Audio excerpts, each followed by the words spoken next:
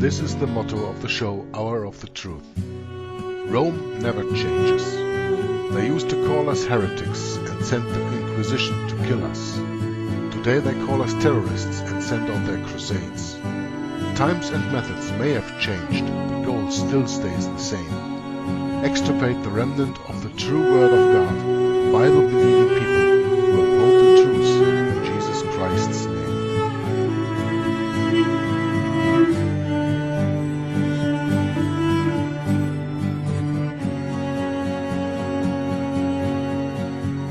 From 1203 to 1805, 50 million Christians died, suffering at the hands of Rome, 'cause they believed in Christ alone.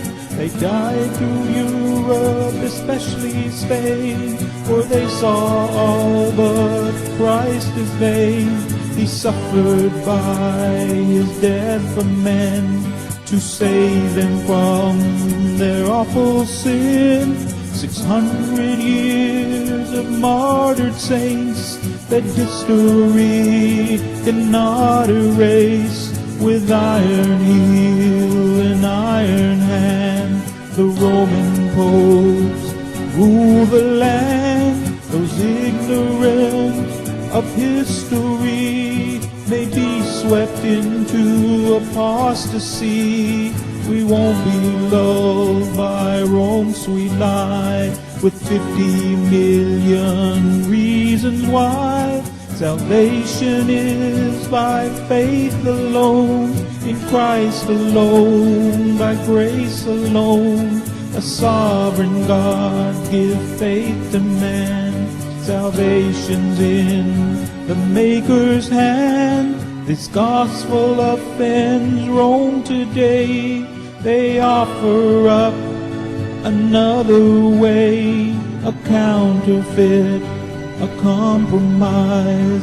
Beware the ancient papal lie, with such a cloud of witnesses who by grace died in their Lord. Recall their memory to say, by the same faith we live today. And this is life eternal, that they might know you, the only true God, and Jesus Christ, whom thou hast sent. Hello and welcome everybody to a new episode of Hour of the Truth and the third part of the University of Hidden History with Jon Phelps.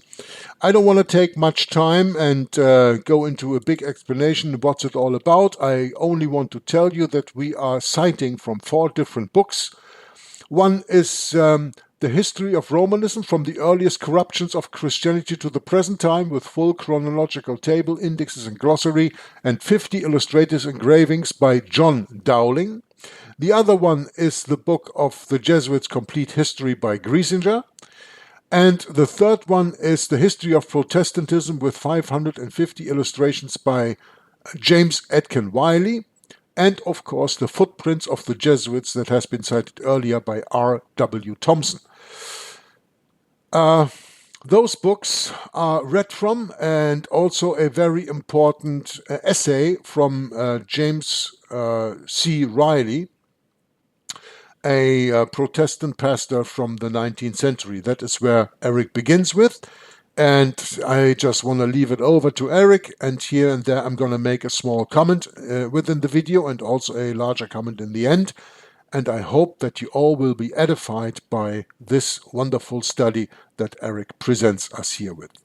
Good evening, this is Jon Phelps. We are now going to begin the hour concerning the founding of the Jesuit order.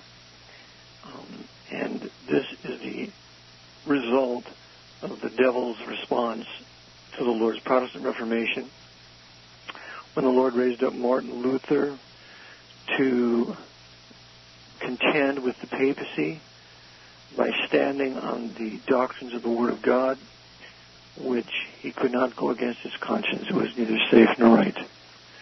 We read those immortal words last night, and now as a result, the devil will bring forth his champion.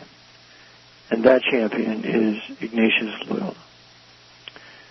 Ignatius Loyola was the founder of the Jesuits, and we shall see that he was a military man, a man that he was absolutely and completely and totally given over to his purposes.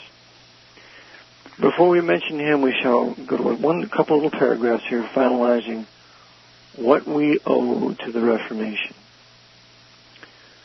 This is from the late Bishop John Charles Ryle, and I quote, "First and foremost, we owe to the Reformation an English Bible and the liberty for every man, woman, and child in the land to read it." By the way, the Reformation English Bible is the English Bible based upon the Hebrew Masoretic text and the Greek Textus Receptus, also called the Received Text, also called the Byzantine Text, also called the Majority Text. There are only two English Bibles based upon those texts. The first is the Geneva Bible, and the second is the AB 1611. All other Bibles are based on a pro-Westcott and Hort Greek text or Jerome's Latin Vulgate, which Westcott and Hort's Greek text follows. It was a secret Greek text in the Revision Committee in the 1870s, intended to overthrow the Textus Receptus and also to overthrow the AB 1611 with the English Revised Version. So therefore, the Jesuits, in seeking to destroy the Reformation Reformed British Empire, had to destroy or discredit its English Bible. So therefore, when we speak of an English Bible, we speak only of two, the Geneva Bible and or the AB 1611, the King James Bible. Back to our quote. "Of all the agencies which brought about the overthrow of popery in England, the translation of the Bible was the earliest and most powerful. It struck a blow at the root of the whole Romish system. Before a free Bible and fair play for all who used it, the Pope's champions could not long stand. The huge fabric of popery cracked, shivered, and fell to the ground like a pack of cards. With a Bible in every church, every thoughtful man soon saw that the religion of the priests had no warrant of Holy Scriptures. It is a striking and instructive fact that of all the agencies that combined to win the English Reformation, hardly any called forth such bitter opposition as the translation and circulation of the Scriptures.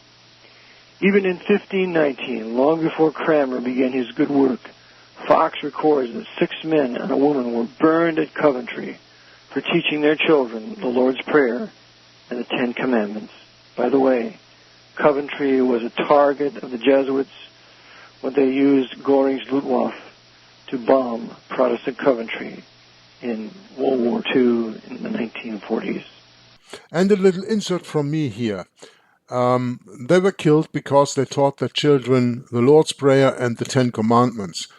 The 10 Commandments, and that's the big problem in my understanding, are the problem that people who call themselves Christians do not understand the true Jesus Christ ministry. Because Jesus Christ put an end to the law of the Old Covenant, of which the 10 Commandments were the foremost and, let's say, most known laws. But Jesus Christ fulfilled the whole law of the Old Testament, that is the quote-unquote moral law and the quote-unquote ceremonial law. And I say quote-unquote because you do not find the terms moral law or ceremonial law in the Bible. There is no distinction. It is just the law of Moses. Everything Moses as law gave to the Israelites, beginning at Mount Horeb in Exodus chapter 20, and starting with Exodus chapter 16, where he was made known of the Sabbath. Everything of that is completely fulfilled by Jesus Christ and replaced. For more understanding of this subject, if you are not familiar with it, and if you also think, oh, the 10 Commandments is something that I really have to teach my children, watch my study, Yea, hath God said. The 10 Commandments are the law written in stone and written by the letter, but the letter kills, and the Spirit quickeneth. Meaning, the law is now taken from the letter into the Spirit, on the Spirit level. And Jesus Christ named his 2 great commandments in Mark chapter 12, verses 28 through 31. When the Pharisee came up to him and told him, "What is the first and foremost of all commandments?" Jesus Christ replied, "Hear, O Israel, the Lord our God, the Lord is one. You shall love the Lord your God with all your heart and mind and soul and power. This is the first commandment, and the second is likewise to it. Love your neighbor as yourself." That is it.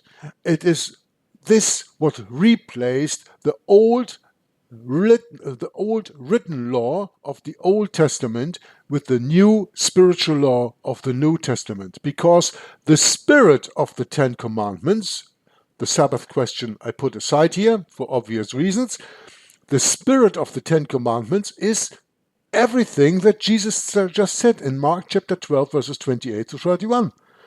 And if you want to know what laws the new Christians, the new Christians, Christianity was new at the time.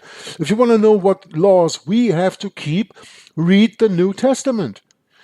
There are very many places where Jesus Christ said, for example, it was told you as of old, an eye for an eye and a tooth for a tooth. But I tell you, if one hits you on the one cheek, then show him also the other. And if your enemy asks you to go 1 mile with him, go with him too. And so on and so on. This is the new law of Jesus Christ, the law of love. As Peter always said later on, against love there is no law. Love is the fulfilling of the law. And Jesus Christ fulfilled the law of the Old Testament, beginning with the 10 Commandments. So just teach your children, love your neighbor as yourself. Don't do to others what you don't want them to do to you. That is the law of a Christian. And by teaching the 10 Commandments, you are falling into the trap of not teaching true Christianity to the people and even to your children. So these people, when they have read the Bible, should have known that Jesus was the fulfilling of Daniel's 70th week, that Jesus was the fulfilling of the law, that he was the substance that threw the shadow, and the shadow was the law of the Old Testament, and now the substance came, and the shadow is no longer needed. Sorry for this long interruption, but I think this is very, very important. And I can tell you, just watch my study, Yea Hath God Said, or also read the book from Rob Alcock, A House Built on Sand, and you will understand these things much better as if you have not understood them up to now. But let's go back here to Eric Jon Phelps now. And the charge against the accused persons was not the possession of a Bible, but of an English Bible, or Book of the New Law of England, or Book of the New Law of England, unquote. Afterwards, when the Reformation fairly began, nothing seems to have alarmed and enraged the Romish priesthood so much as the spread of English Bibles. It was this that cost the martyred reformer Tyndale his life. Tyndale was the father of the English Bible. He was burned because he would translate and circulate the Scriptures. The relentless enmity with which he was persecuted and finally hunted to death by Sir Thomas More and others tells a tale which he who runs may read. The priests knew and well that the game was up if the people once saw the inside of the Bible. He might as well have stopped the tide rising at Chepsaw, or prevent Jupiter's satellites revolving around him, as to stop the progress of the Protestant cause when the laity once began to read the Scriptures. In vain, Bishop Tunstall seized the book, and Bishop Bonner burned it at Paul's cross. Its leading contents and principles ran through the land like fire, and from that period the Pope's cause in England was shaken to the center. You that read the Bible daily and delight in the law of the Lord, never forget that you owe that Bible to the Reformation. For another thing, we owe to the Reformation an open road to the throne of grace and the great fountain of peace with God. That blessed road had long been blocked up, and made impassable by heaps of rubbish of man's invention. Under pretense of mending and improving the road, the divines of Rome had spoiled it altogether. He who desired to obtain forgiveness had to seek it through a jungle of priests, saints, Mary worship, masses, penances, confessions, absolution, and the like, so that there might as well have been no throne of grace at all. The huge mass of rubbish was shoveled out of the way by the reformers.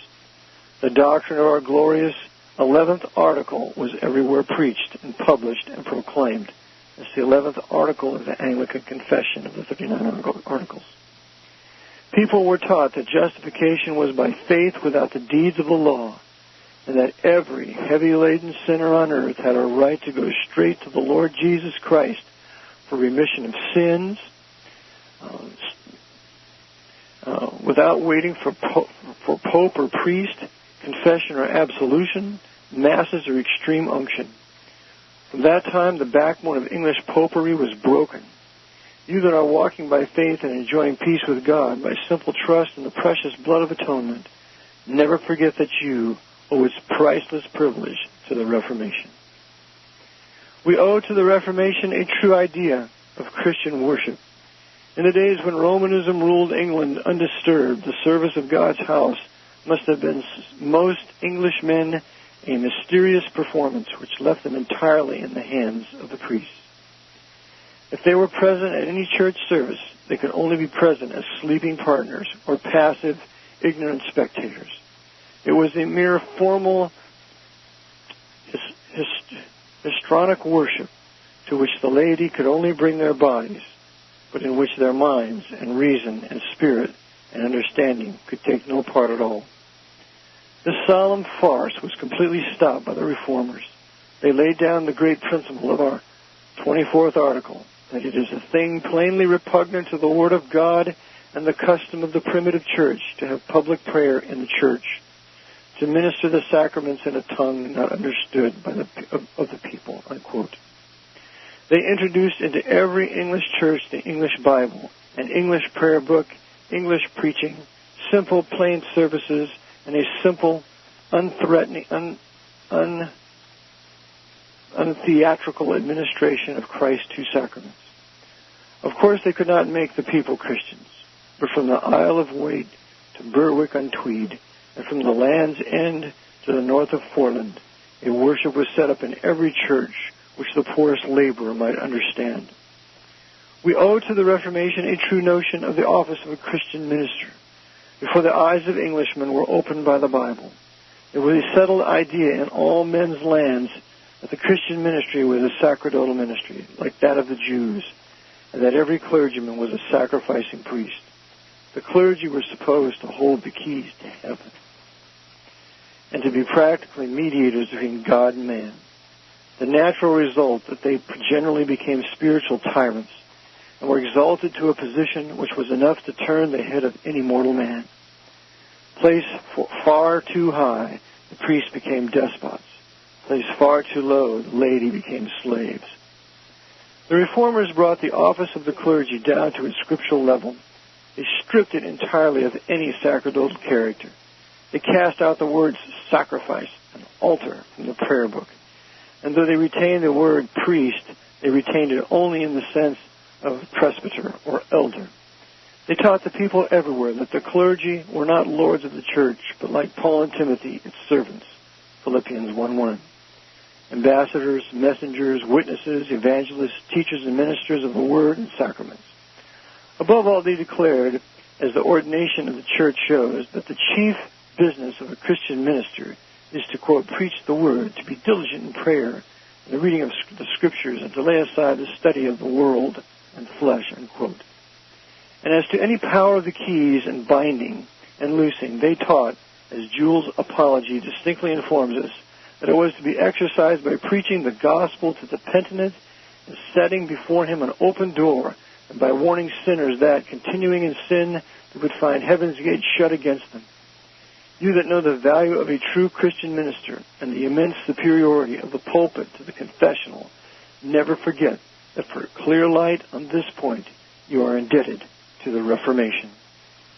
Finally, we owe to the Reformation a right standard of Christian holiness. Before the days of Henry VIII, it was held by all that a monastic life and vows of celibacy were the only ways to attain eminent sanctity and escape sin. Myriads of men and women were continually becoming monks and nuns under the vain idea of becoming religious. The Reformers cut up by the roots this most fallacious idea by dissolving religious houses and dispersing their inhabitants. The thing was done roughly, no doubt, and the property of the abbeys and monasteries was disgracefully misapplied. But the measure was a wise one, and like a severe surgical operation, it saved health at the cost of temporary suffering. The great scriptural principle was established that true religion is to be seen, not retiring into holes and corners and fleeing from difficulties, but in doing our duty in every position to which God calls us, and manfully resisting the devil and overcoming him, that true holiness is to be exhibited. The Reformers ordered the 10 Commandments to be set up in every church and taught to every child, and the duty toward God and our neighbor to be set forth in the Old Catechism. They refused to give the slightest encouragement to the plausible notion of becoming saints by shirking the duties of our station. It is not too much to say that in process of time this new principle had an elevating and purifying effect on the whole tone of English morals.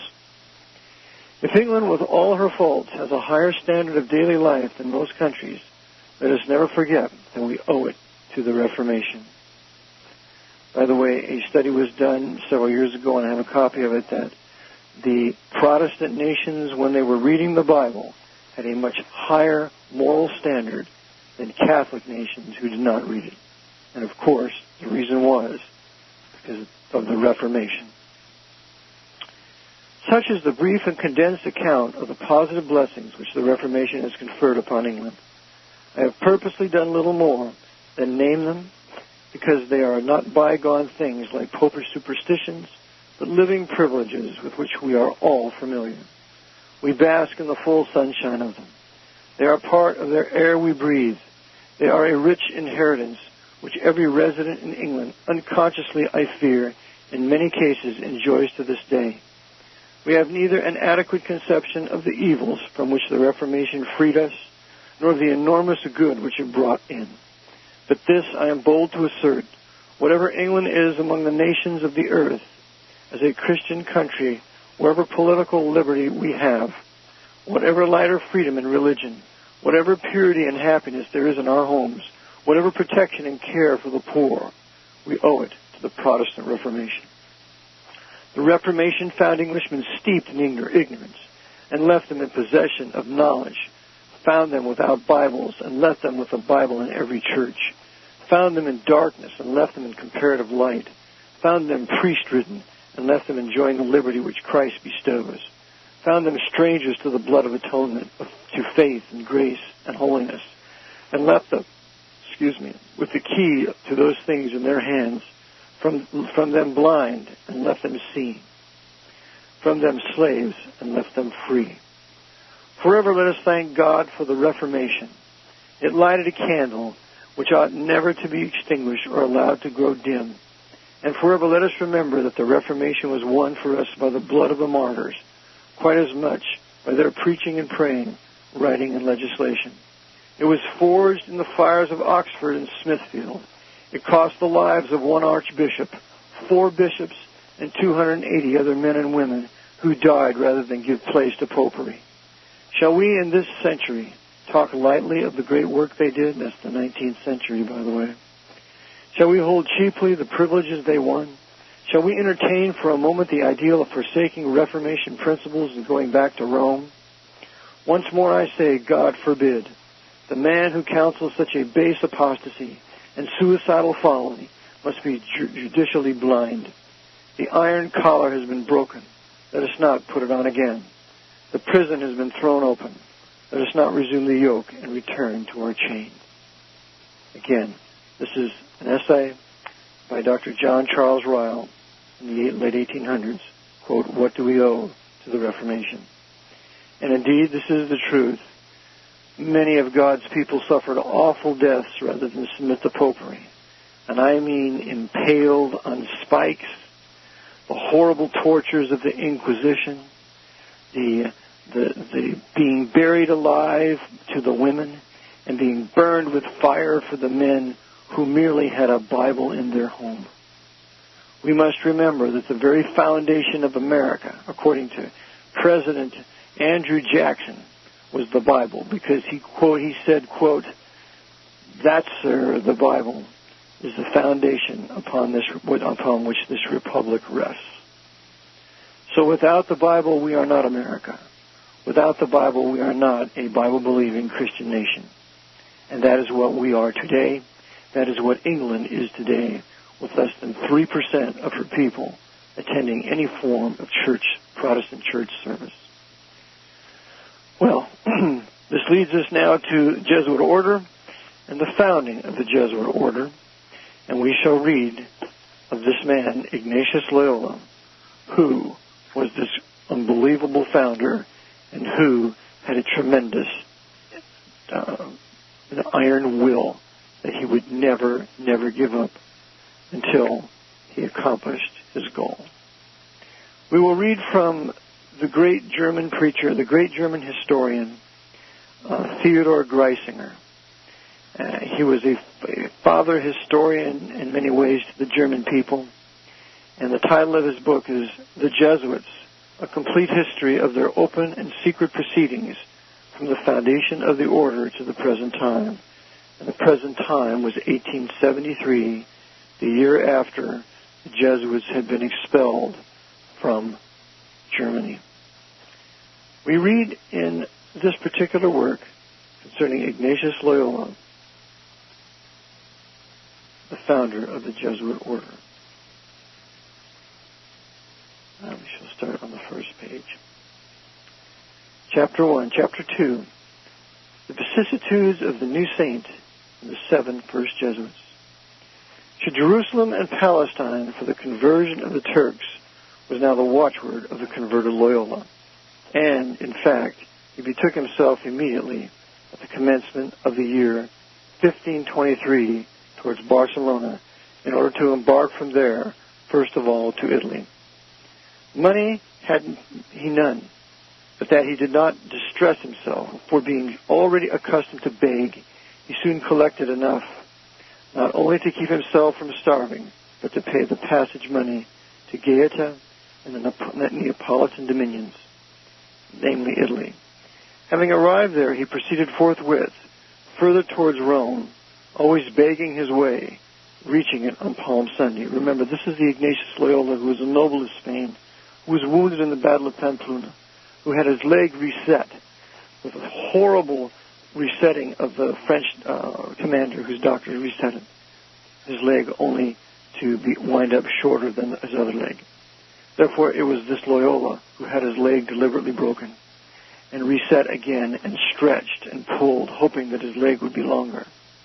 And when his leg began to heal, he found out that it was, again, too short. So what he instructed his servant was to break the leg and stretch it on the rack, going through an awful, horrible pain. And this, Loyola observed that his leg, again, healed short, and he had a perpetual limp. But this is an example of his determination, and it is now reflected in his trip to Palestine. Having arrived there, he proceeded forthwith further towards Rome, always begging his way, reaching it on Palm Sunday. His first care, naturally enough, was to perform his devotions in all the stations and churches where pilgrims were wont to resort. He also had the unspeakable good fortune on Good Friday, the 5th of April, to receive along with other pilgrims the blessing of His Holiness Pope Hadrian VI, and according to some of his biographers, he was permitted to kiss the Pope's foot. But that as it may, I have only to remark that Inigo continued to support himself by begging, and that he generally passed the night in a miserable shed. On the 12th of April, he prosecuted his journey further towards Venice, always be it understood on foot, and begging his way. But although he was now so used to this mode of traveling, he this time nearly fell a victim to it, as from his miserable appearance he was universally looked upon as a plague, stricken person, and on that account not to be allowed to enter any town, seeing that the plague at the time was raging in a truly unmerciful manner in Upper Italy. He was therefore often compelled not only to sleep in the open air, which proved very prejudicial to his health, but he also found on this account little opportunity of soliciting alms, and accordingly at times endured frightful sufferings from hunger. At last he succeeded in reaching Venice, and contrived to introduce himself through the gate without detention by the sentries. He had no longer any lack of nourishment, as many benevolent hearts are everywhere to be found, and fortune favored him so much that a Spaniard of rank, the Duke Andre Guitti, obtained for him a free passage in an Italian state galley to Jaffa in Palestine. It nearly went badly, however, with him in his ship, on which he embarked on the 14th of July.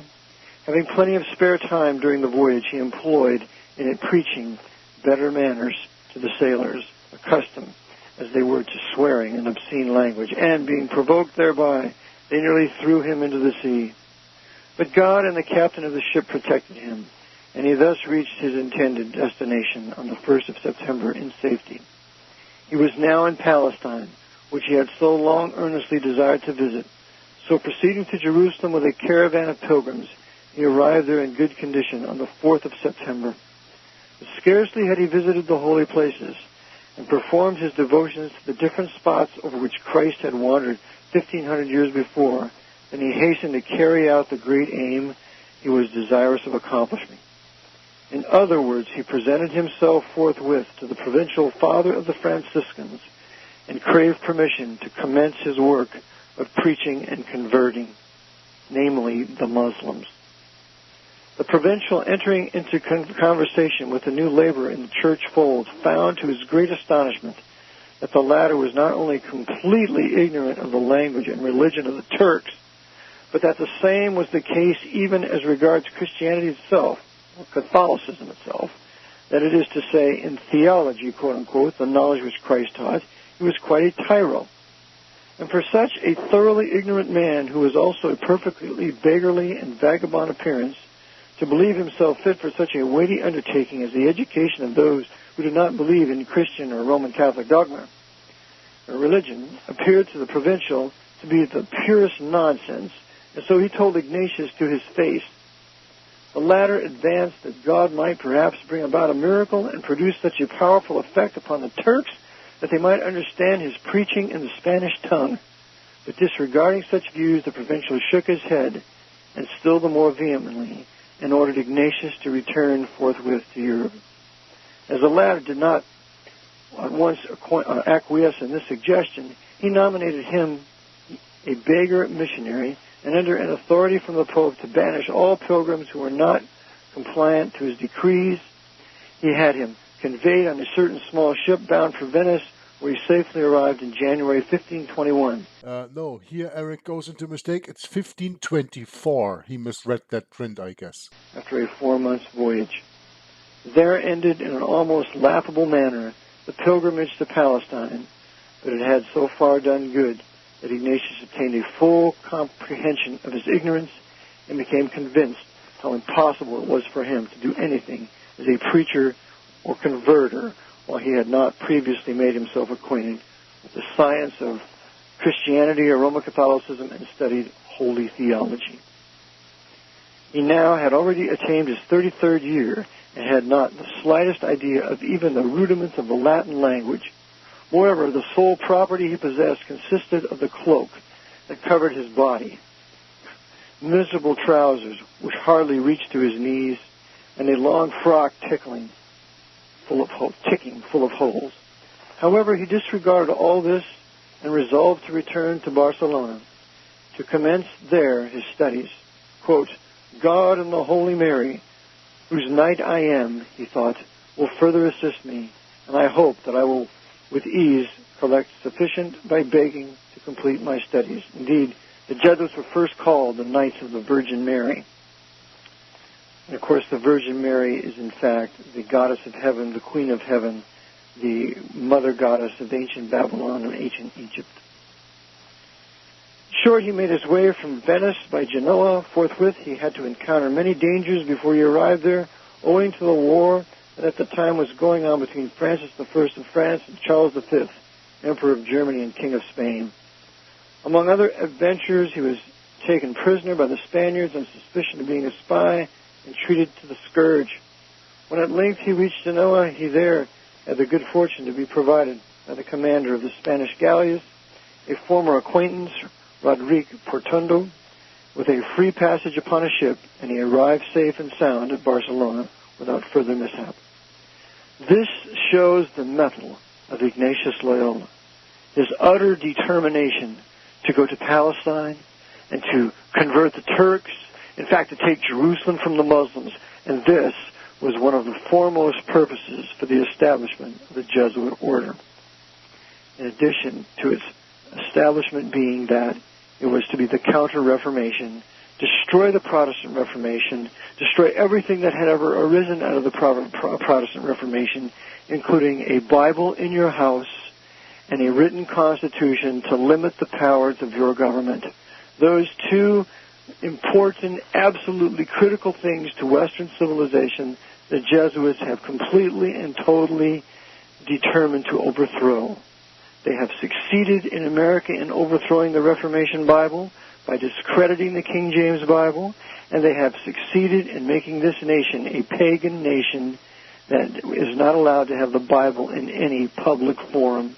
The Ten Commandments have been deliberately removed from all public arenas, and we now find ourselves just as pagan as the Soviet Union, all because of the works of the Jesuits. Having succeeded in those two areas, they are now moving in on the destruction of Western civilization and the creation of the New World Order, which is in fact a reversion back to the Old World Order, which was the Dark Ages. I now shall read a few pages from Book 15 of the History of Protestantism by the wonderful English historian James A. Wiley. In his second volume of this history, in 15th book, we have 54 pages of the most succinct description, purpose, and history of the Jesuit order, I believe, ever written. These 54 pages have been included at the end of my Vatican Assassins 3, 3rd edition, at the end of the book, and are key and very important. Well, we shall read one paragraph and then we shall close. Protestantism had marshaled its spiritual forces a second time, and placing itself at the heart of Christendom at a point where three great empires met, it was laboring with redoubled vigor to propagate itself on all sides. It was expelling from into the air of the world the ancient superstition born of paganism and Judaism, which like an opaque veil had darkened the human mind. A new light was breaking on the eyes and a new life stirring in the souls of men. We shall close this moment and begin our study tomorrow evening. This is Eric Jon Phelps. Lord bless.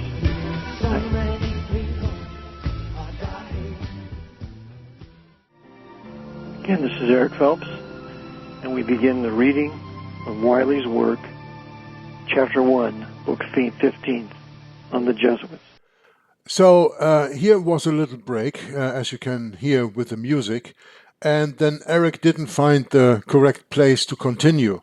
He said in the end of last broadcast that he is going to read the very first paragraph of this page in the book 15 of James Atkin Wiley's work, History of Protestantism, page 377. I have that here, and I will now read the complete first paragraph, and then Eric will continue in the second paragraph. Protestantism has marshaled its spiritual forces a second time, and placing itself at the heart of Christendom, at the point where three great empires met, it was laboring with redoubled vigor to propagate itself on all sides.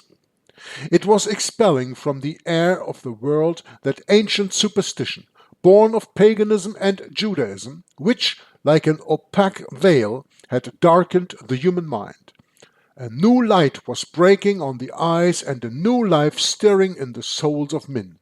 Schools of learning, pure churches, and free nations were springing up in different parts of Europe, while hundreds of thousands of disciples were ready by their holy lives or heroic deaths to serve that great cause which, having broken their ancient fetters, had made them the heirs of a new liberty and the citizens of a new world. It was clear that, if let alone for only a few years, Protestantism would achieve a victory so complete that it would be vain for any opposing power to think of renewing the contest. If that power which was seated in Geneva was to be withstood, and the tide of victory which was bearing it to dominion rolled back, there must be no longer delay in the measures necessary for achieving such a result. It was further clear that armies would never effect the overthrow of Protestantism. The serried strength of Popish Europe had been put forth to crush it, but all in vain. Protestantism had risen only the stronger from the blows which, it was hoped, would overwhelm it. It was plain that other weapons must be forged and other armies mustered than those which Charles and Francis had been accustomed to lead into the field. It was now that the Jesuit corps was embodied, and it must be confessed that these new soldiers did more than all the armies of France and Spain to stem the tide of Protestant success and bind victory once more to the banners of Rome. This is most important because the Jesuit order did more to set back the Protestant Reformation than any other force of Europe, including all the armies of Charles V and succeeding Holy Roman Emperors. The Jesuits exist today. Their very purpose is for the destruction of the Reformation and the bringing the world back to the Dark Ages. And this should be taught in every Bible-believing church. We continue with the works of Wiley. We remember what Loyola went through, his suffering as a soldier, his trip to Jerusalem, and what do we have here? The author then says, the war in which Loyola and his 9 companions enrolled themselves when, on the 15th of August, 1534, they made their vow in the church of Montmartre, was to be waged against the Saracens of the East. That means the Muslims. They acted so far on their original design as to proceed to Venice, where they learned that their project was meanwhile impracticable. The war which had just broken out between the Republic and the Porte had closed the gates of Asia. They took this as an intimation that the field of their operations was to be in the Western world. Returning on their path, they now directed their steps towards Rome. In every town through which they passed on their way to the Eternal City, they left behind them an immense reputation for sanctity by their labors in the hospitals and their earliest addresses to the populace on the streets. As they drew nigh to Rome, and the hearts of some of his companions were beginning to despond, Loyola was cheered by a vision in which Christ appeared and said to him, quote, "In Rome will I be gracious unto thee," unquote. The hopes this vision inspired were not to be disappointed. Entering the gates of the capital of Christendom, or capital of Roman Catholicism, and throwing themselves at the feet of Paul III, they met a most gracious reception. The Pope hailed their order of assistance as most opportune. Mighty dangers in that hour threatened the papacy, and with the half of Europe in revolt, that is the Protestant Reformation, the northern half of Europe was breaking away from the Pope's temporal power. With the half of Europe in revolt, and the old monkish orders become incapable, this new and unexpected aid seemed sent by heaven. The rules and constitution of the new order were drafted and ultimately approved by the Pope. 2 peculiarities in the constitution of the prepared order specifically recommended it in the eyes of Paul III. The first was its vow of unconditional obedience. Unconditional obedience. The society swore to obey the Pope as an army does its general. It was not canonical, but military obedience, which its members offered him. They would go to wheresoever place, and whatsoever time, and on whatsoever errand he should be pleased to order them. They were, in short, to be not so much monks as soldiers. The second peculiarity was that their services were to be wholly gratuitous. Never would they ask so much as a penny for the papal see. It was resolved that the new order should bear the name of the Company of Jesus. Loyola modestly declined the honor of being accounted its founder. Christ himself, he affirmed, had dictated to him its constitution in his cave at Manresa. He was its real founder, whose name then could so appropriately bear his. The bull constituting it was issued on the 27th of September, 1540, and was entitled Regimini Militatis Ecclesiasti, and bore that the persons it enrolled into an army were to bear, quote, the standard of the cross, to wield the arms of God, to serve the Holy Lord, and the Roman Pontiff, his vicar on earth, unquote. This is the regiment, the militant regiment of the church. They are warriors. They are soldiers. They are, in their own minds, invincible. They have a 15-year education. And when they are finished, they will go anywhere and do anything under the guise of holy obedience, which is absolute obedience, and they will labor at their task until death if ordered. In the Jesuit, you have the perfect satanic completion of a man who has managed to control his flesh, exercising for the most part complete and total control, self-control, and composure in every situation. It is the Jesuit who is able to counter and fight down the Lord's Protestant Reformation by his satanic power given to the order directly by the devil for the purpose of overthrowing the Reformation. But Wiley continues, an army to conquer the world Loyola was forming, but he knew that nothing is stronger than its weakest part, and therefore the soundness of every link, the thorough discipline and tried fidelity of every soldier in this mighty host was with him an essential point. That could be secured only by making each individual, before enrolling himself, pass through an ordeal that should sift and try and harden him to the utmost. But first, the Company of Jesus had to elect a head. The dignity was offered to Loyola. He modestly declined the post, as Julius Caesar did the diadem. After 4 days spent in prayer and penance, his disciples returned and humbly supplicated him to be their chief. Ignatius, viewing this as an intimation of the will of God, consented. He was the first general of the order. Few royal scepters bring with them such an amount of real power as this election bestowed on Loyola. The day would come when the tiara itself would bow before that yet mightier authority which was represented by the cap of the general of the Jesuits.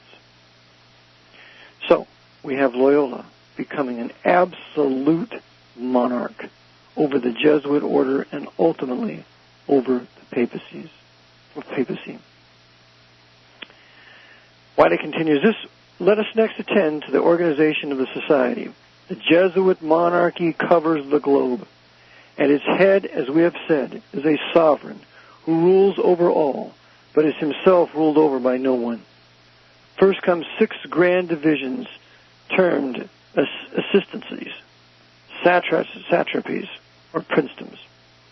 By the way, today there are 10 assistancies, and there is an American assistant to the Jesuit Superior General Peter Hans Kolvenbach.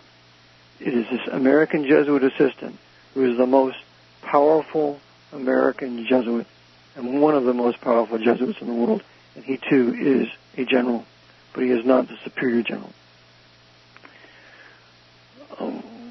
These comprehend the space stretching from the Indies to the Mediterranean, more particularly India, Spain and Portugal, Germany and France, Italy and Sicily, Poland and Lithuania. Outside this area, the Jesuits have established missions. The heads of these 6 divisions act as coadjutors to their general. They are his staff or cabinet. The Jesuit general has a staff of assistants to him, and a confessor, and an advisor. So the Jesuit general is taking advice from the Scriptures by employing the maxim, in the multitude of counsel there is safety. Continue. These 6 great divisions are subdivided into 37 provinces. Today there are 85 provinces. Over each province is placed a chief termed a provincial. In America there are 10 provincials, corresponding to our 10 regional governments. The provinces are again subdivided into a variety of houses or establishments. First come the houses of the professed, providing over by their provost. Next come the colleges or houses of the novices and scholars, presided over by their rector or superior. Where these cannot be established, residences are erected for the accommodation of the priests who preambulate the district, preaching and hearing confessions. And by the way, the confessional is nothing more than a system of international espionage. These men have no power to forgive sins. They are gathering information for the benefit of the Jesuit general to further the quest to make the Pope the universal monarch of the world, and thus is their phrase ad majorem Dei gloriam, or for the greater glory of God. And lastly may be mentioned mission houses in which Jesuits live unnoticed as secular clergy, but seeking by all possible means to promote the interests of the society. From his chamber in Rome, the eye of the general surveys the world of Jesuitism to its farthest bounds. There is nothing done in it which he does not see. There is nothing spoken in it which he does not hear. It becomes us to note the means by which this almost superhuman intelligence is acquired. Remember now, the Black Pope controls this international intelligence community composed of all the intelligence agencies of the earth. Every year a list of the houses and members of the society with the name, talents, virtues, and failings of each is laid before the general.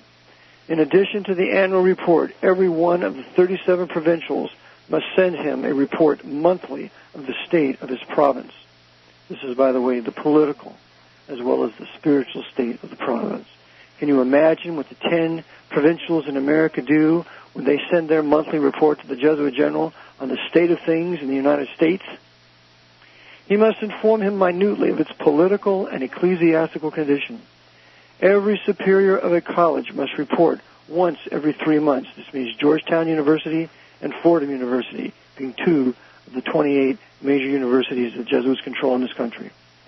The heads of houses of residence, the heads of novitiates, must do the same.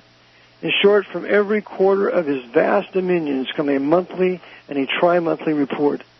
If the matter reported on has reference to persons outside the society, the constitutions direct that the provincials and superiors shall write to the general in cipher. That means code, secret code.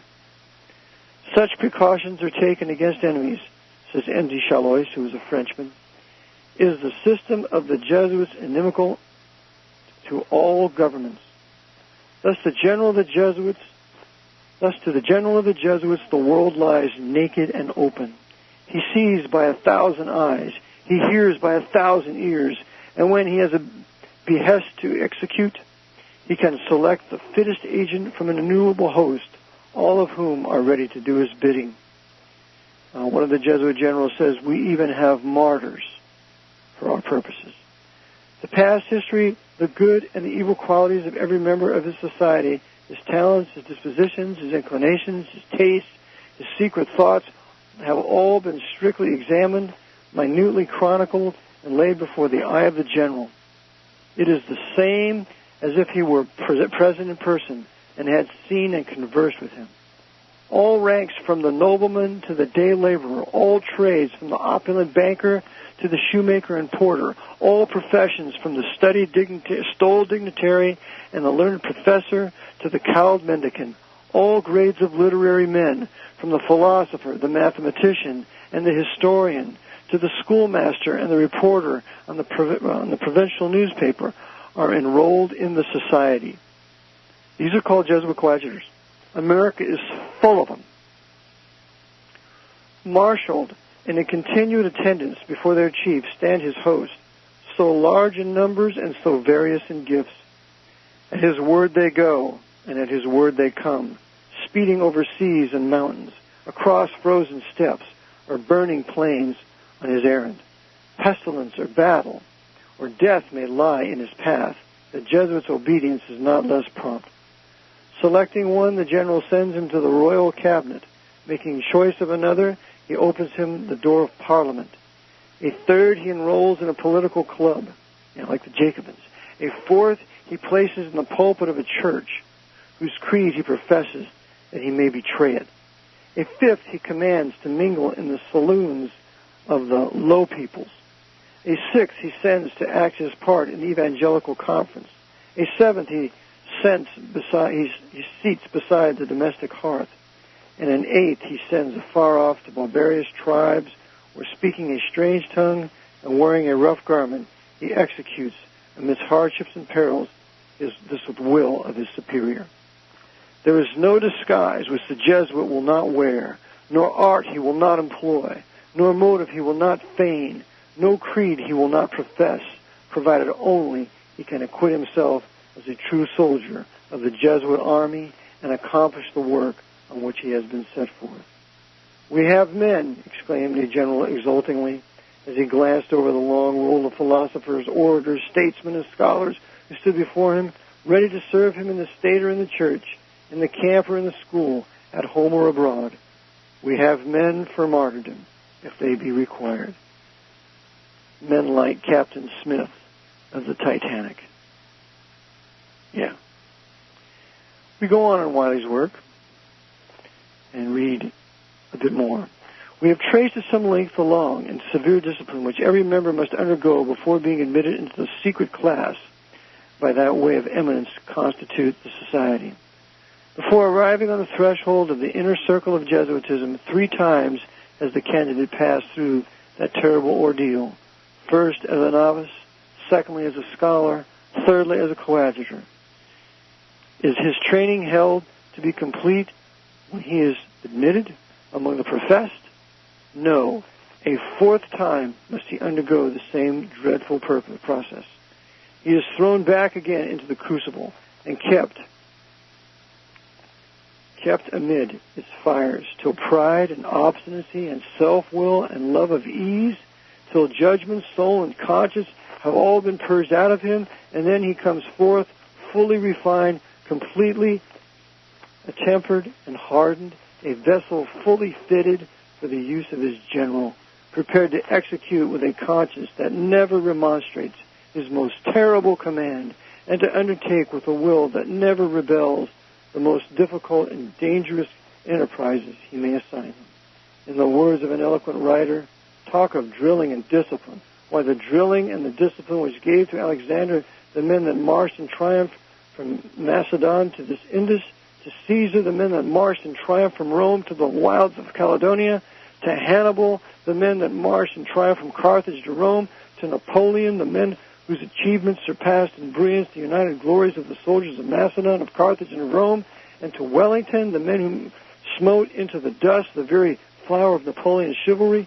Why, the drilling and the discipline of all these combined cannot, in point of stern, rigid, and protracted severity for a moment, be compared to the drilling and discipline which fitted and molded men for becoming full members of the militant institute of the Jesuits."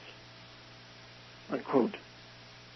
Such, Loyola saw, was the core that was needed to confront the armies of Protestantism and turn back the advancing tide of light and liberty. By the way, the United States Marine Corps is patterned after the Jesuit order. One of the things they do in the Corps, in basic training, is they break your will into the dust so that they can remold you and make you into an absolute obedient slave to your superior. And that is why the Marine Corps is patterned after the Jesuit Corps.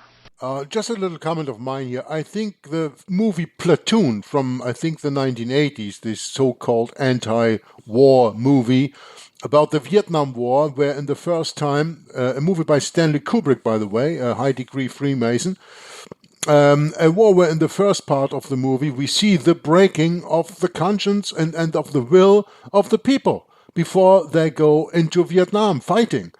This movie is an absolute nice example, if you can say nice in any way in this regard. This is a real example of how this is done. And this is just in the Marine Corps. This is not in the Jesuits. The Jesuits are far worse than what the Marine Corps is, even though the Marine Corps, as Jon Phelps says, is fostered after the Jesuits. But I think this movie, Platoon, is a very good example. Continuing on with Wiley, we shall have a few more words. Now we shall go to Thompson, just for a few minutes, in his Footprints of the Jesuits. He says, concerning the Jesuits, their society is so united and compact that its ranks cannot be broken. They are everywhere the same, moved by a common impulse under the dictation of their general in Rome. They are the deadly enemies of civil and religious liberty. Nothing that stands in their way can become so sacred as to escape their vengeance. Protestantism has borne no fruits to which they have ever been reconciled. They consider the Reformation which gave birth to it to have been criminal resistance to the only rightful authority upon earth, that which proceeds from church and state combined. They believe that the condition of mankind during the Middle Ages, staggering under the weight of feudal oppression, was preferable to modern progress and enlightenment, that human happiness would be promoted by the return to that period, that the political right of self-government by the people cannot be set up against the higher right of papal and monarchical power, and that the progress of the advancing nations is delusive and unsubstantial, and that institutions which guarantee civil and religious freedom, if not arrested by some coercive power strong enough to put an end to them, will lead through heresy to social ruin and desolation. If at the period of the Reformation this society had not been established for the express purpose of counteracting its influence, a knowledge of the difference between primitive Christianity and the prevailing dogmas might have led to such reforms as would have reconciled Christians to dwell together in peace and concord. But when a dove should have been sent forth bearing the olive branch of Christian charity, the society sprang from the brain of a disappointed military adventurer and began at once to scatter the seeds of strife and discord. Almost from the beginning it has been a disturber of the peace of nations, suffering only such as have bestowed patronage upon it to escape its maledictions and plottings. The members of the society are numerous and powerful in the United States. They are constantly increasing, mainly by accessions from their drilled and disciplined companions in Europe, but also by conversions of unsuspecting young men who are seduced by their vain and supercilious pretensions as educators. They are, as they have always been, selfish and vindictive, restless under opposition, and compromising in nothing. They have neither country, nor homes, nor families, nor friendships beyond the limits of their order, none of the affections of the heart which give them charm to life and social intercourse, being required to abandon all these and fit themselves for uninquiring obedience to their general, whose commands, whether right or wrong, good or bad, they have solemnly vowed to execute without the least regard for consequences. Having persistently refused to become reconciled to the forms and methods of Christian civilization which prevail among our Protestant population, once in Protestant America, they employ all the resources they can command in endeavoring to arrest them. They insist that church and state shall be united wheresoever they are separate, and that the basis of such union shall be the subordination of the state to the church. Self-government by the people is held by them to be a violative of the divine law, and on that account may rightfully be resisted as heretical when its overthrow can be assured. They will allow no rights to exist in either states, peoples, or individuals against what they consider the prerogatives of their society as defined by their general, who, in their estimation, possesses the divine right to enlarge or contract them at his own pleasure. There must be no limitation to the power and independence of the Pope, either in the spiritual or temporal domain, except where the interests of their society command otherwise. And they must be full, absolute, unquestioned, to the extent defined by himself. His liberty must be such that he may, at his own discretion, curtail the liberties of all others. His spiritual sovereignty must include whatsoever he shall embrace within it. Neither the existence nor the extent of his sovereignty must be brought in question before any human tribunal. That means he's a sovereign. But he alone shall define it, together with the character of the obedience he shall exact. And if, in the course of the papal economy, he should ever find it necessary to hold in one hand emblems of harmony and peace, this restless and uncompromising society stands always ready to place the rod of chastisement in the other. The conflict of opinions, therefore, in which the Protestant people of the United States find themselves engaged is not of their inviting. They are unwilling parties to it. Because of this, a sense of both duty and security demands that the history and character of this skilled and powerful adversary, alien in birth and growth and sentiment, should be understood. These are the Jesuits. These are the ones we do war with, and we must know completely about them if we are to succeed. Yes, and here the recording from Eric Jon Phelps ends abruptly, but as you can hear with the music, the hour is over anyway, but he didn't get a beep sign so that he could slow down in reading his text.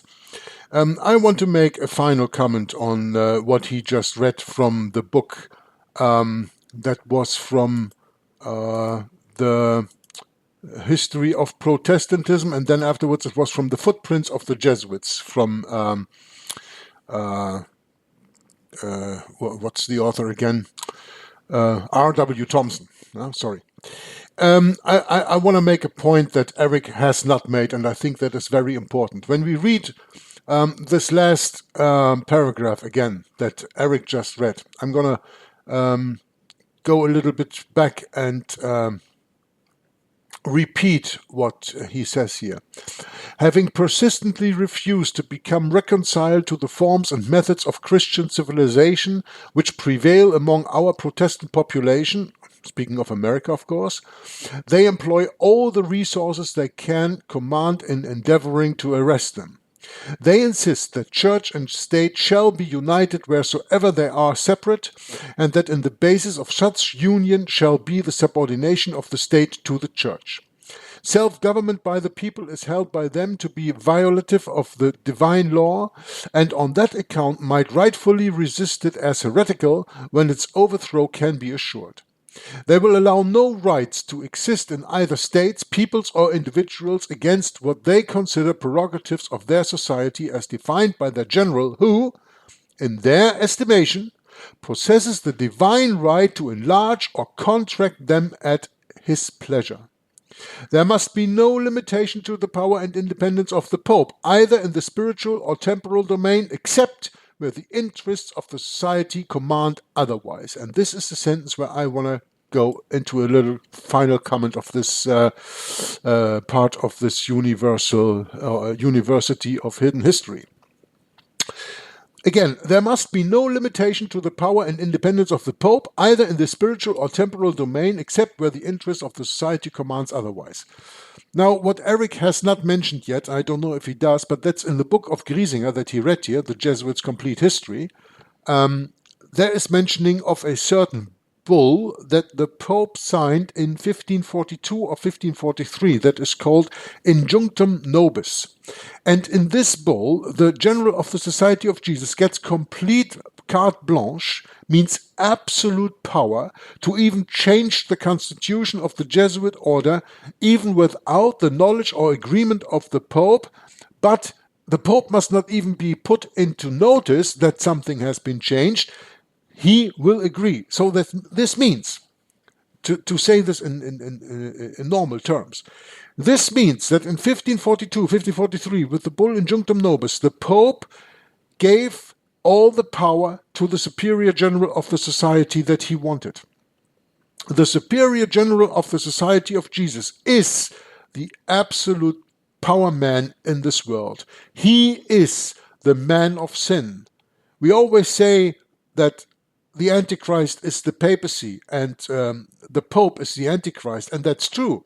He is for the outward world that Antichrist, but he again is ruled from the back by a Superior General of the Society of Jesus who can, at his own will, change the constitution and the direction of the order wherever he wants to go. The only thing the Pope has is he is, as we can say, quote-unquote infallible, since the First Vatican Council in 1870. Now, the Jesuits were the ones who called that council in 1870 and who ran that council in 1870. And why were they pushing the Pope to be made infallible? Because they control the Pope. So whatever the Pope says, quote-unquote ex cathedra, from his throne on subjects of faith and morals within the Roman Catholic Church, he speaks infallibly. But it's the General of the Society of Jesus that is being made speaking infallibly. In the constitutions of the Jesuits, it is numerous times, I think more than 50 times repeated, that the General of the Society of Jesus must be viewed by the members of the Society of Jesus as Jesus Christ, Christ on earth. He is also, quote-unquote also, like the Pope, the Vicar of Christ on earth. Probably even more the Vicar of Christ on earth than the real Pope, because every Jesuit swears his allegiance to the General of the Society of Jesus and not to the Pope. And if to the Pope, through the Pope, to the General of the Society of Jesus. I think this is a very interesting little addendum to what Eric Jon Phelps has to say here, or says here. Maybe he comes to this in the next part, I don't know. I'm saying you this right now. It says in the footprints of the Jesuits, there must be no limitation to the power and independence of the Pope, either in the spiritual or temporal domain, except where the interests of their society commands otherwise. The interests of their society will always have the interests of the Pope in mind, because it is the mind of the Jesuits that controls the mind of the Pope. So what the Pope says is what the Black General, what the Black Pope says. What also is the name of the superior of the Society of Jesus. Yeah, it's absolutely of absolute importance to understand this point, that is the main reason why the Jesuits called for the council in 1870 and made the Pope infallible. Because now, as they control the Pope, the Black Pope, the General of the Society of Jesus, speaks infallibly from the throne. It is not the Pope that speaks from the throne. It is the General of the Society of Jesus. Huh? It says here, his liberty must be such that he may, at his own discretion, curtail the liberties of all others. His spiritual sovereignty must include whatsoever he shall embrace within it. Neither the existence nor the extent of this sovereignty must be brought in question before any human tribunal. The Pope is judge of all men, but can't be judged by no man. But he alone shall define it, together with the character of the obedience he shall exact. And if, in the course of the papal economy, he should ever find it necessary to hold in one hand emblems and harmony and peace, this restless and uncompromising society stands always ready to place the rod of chastisement in the other. So, I hope I made this point, this little addendum to what Eric Jon Phelps said. And I tell you that this bull Injunctum Nobis Griesinger mentions in his book, it is very hard to find in the world. You can do your own research, you can read Griesinger on it, and you can look up the sources.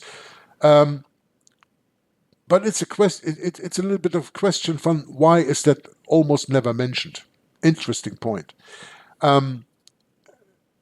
Anyway, Injunctum Nobis gives the power, or transfers the power from the white Pope to the Black Pope. From the Pope we all know to the Pope that is in the unknown. That is in the shadow of the white Pope, but that Black Pope is actually the substance.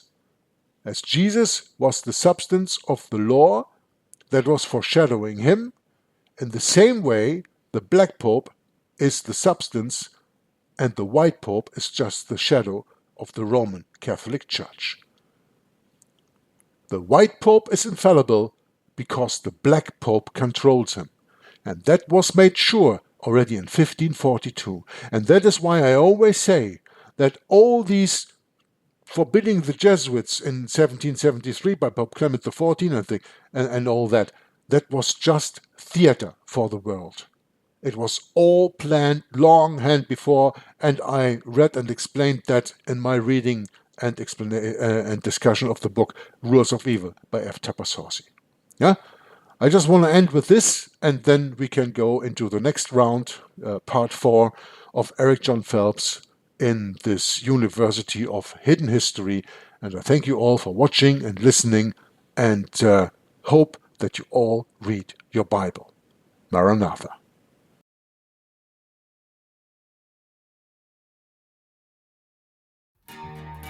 We must start at the foot of the cross. For our souls in danger, we're at loss.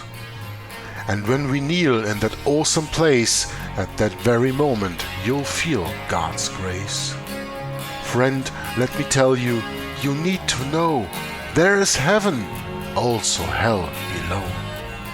Christ died on that cross to set you free from your vile sins and hell's agony.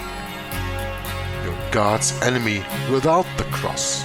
Reject Christ, and to God you're dross. To the prison of hell he will send, just Christ's work on the cross makes amends.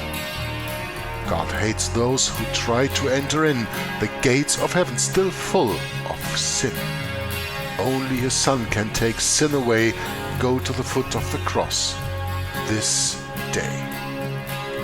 God has provided only one way to enter heaven's wondrous array. Accept what Jesus did for us all. He paid our debt, so hell won't befall. Go to the foot of the cross this day. His precious blood washes sin away. We each need to think more of his cross. Without our Savior, we're total loss.